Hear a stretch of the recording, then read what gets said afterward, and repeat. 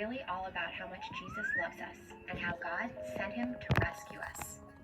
Remember how the Jews, God's special family, were waiting for a king to come rescue them? Well, Jesus was the king, and this rescue was the whole reason he came to earth. God had already rescued the Jews once before, but this time it was going to include everyone. So one night, Jesus told his friends about the rescue. Exciting, right? But talking about this rescue was sad. That's because Jesus was going to rescue the world by dying. Kids, every mean or bad thing we do deserves punishment. By dying, Jesus took our punishment. Lots of things in life have good parts and bad parts. And just like candy bars are mostly good, as long as you brush your teeth after you eat one, this story is a really good one.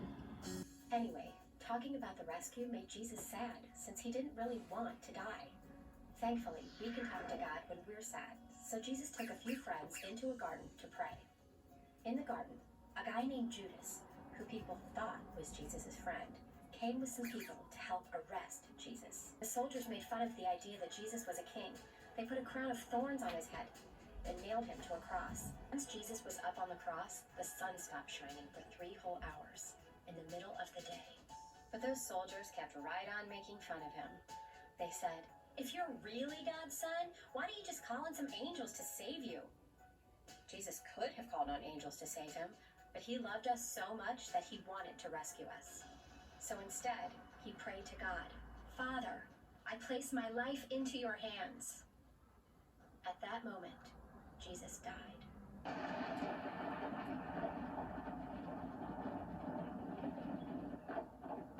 And when he died, the soldiers who had just killed him realized he really was the Son of God. Later, Jesus was put into a tomb and a big rock blocked the entrance. Jesus' friends thought that was the end. But 3 days later, God sent an angel to roll the stone away. Don't worry, Jesus could get out on his own. The angel moved the rock so everybody else could see the tomb was empty. Jesus' friends were the first to stop by the tomb. The angel said, "He has risen," which is another way of saying Jesus is alive.